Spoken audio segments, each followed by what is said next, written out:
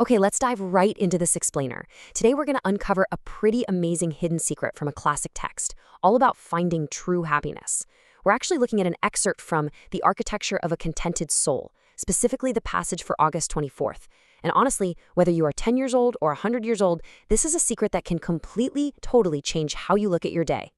So, be honest for a second. Have you ever felt like you just want more things?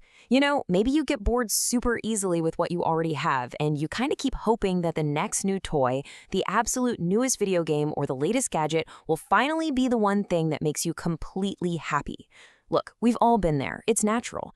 But what if I told you that chasing after all those things is actually the exact opposite of how you find real, lasting joy? Section 1. The Secret to Happiness. The whole secret is packed right here into this one really powerful verse. It says, "But godliness with contentment is great gain." See, it tells us that the absolute greatest prize you can ever win isn't a giant pile of money or a room stuffed full of toys. No way. The real great gain, the biggest win you could possibly get, is combining godliness, which means living in a way that honors God, with contentment.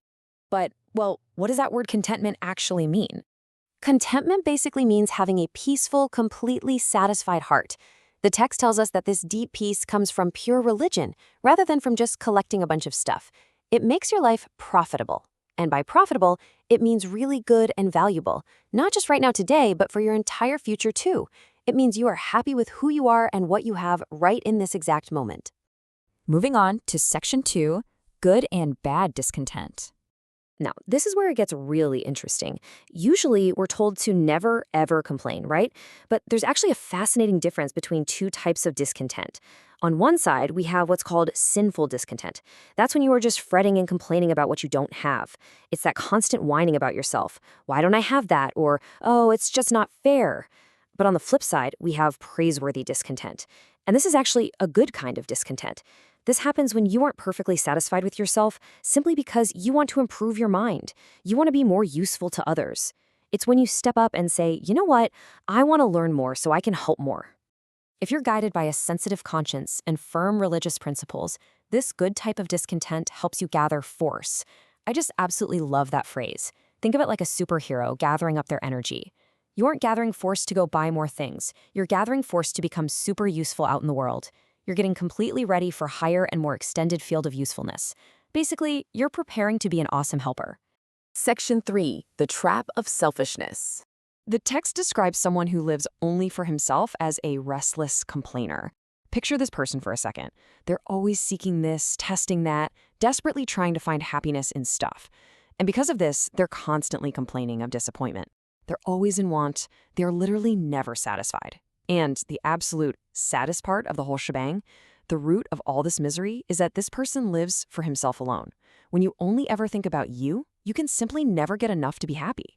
The text plainly states it is so wretched to live a haphazard, aimless life. Now, wretched is a pretty strong word. It means absolutely miserable.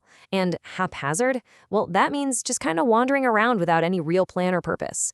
If your only goal every single day is just to get more snacks or snag more screen time for yourself, well, that's an aimless life.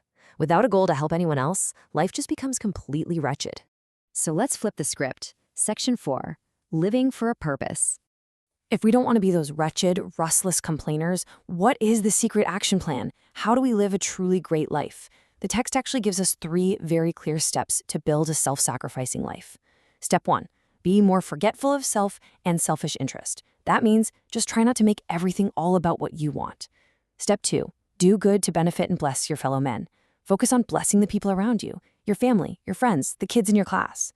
And step 3, earnestly grow in grace. Seek to understand what is good and right and practice doing it every single day.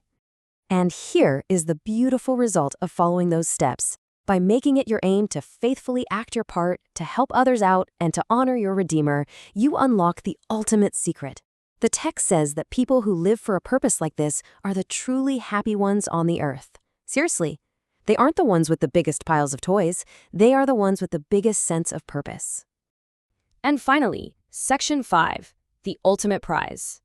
If we actually follow this path of helping others and growing in grace, there is a massive, incredibly beautiful reward waiting for us at the very end, and I promise you, it's way better than anything you could ever buy in a store.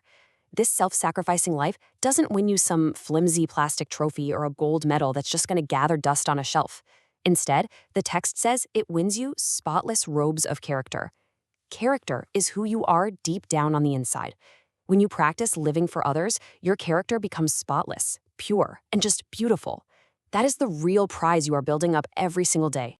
And ultimately, according to the text, this spotless character entitles you to stand before the throne of God with a blood-washed throng, which is this massive, joyful crowd of completely forgiven people in eternal triumph. You get to hold a palm branch of everlasting victory. It's just this epic, breathtaking picture of winning the greatest race there ever is, the race of a life lived well, filled with purpose, peace, and constantly giving back to others. So, knowing this amazing secret, the biggest question you have to answer right now actually isn't about what video game you're going to play next or what cool thing you want to buy. The real question is, which path are you going to choose to walk when you wake up tomorrow morning? Will you choose to be a restless complainer, trapped in that bubble of selfishness? Or will you choose to be a happy helper, living for a grand purpose and gathering force to genuinely change the world? The choice, my friends, is entirely up to you.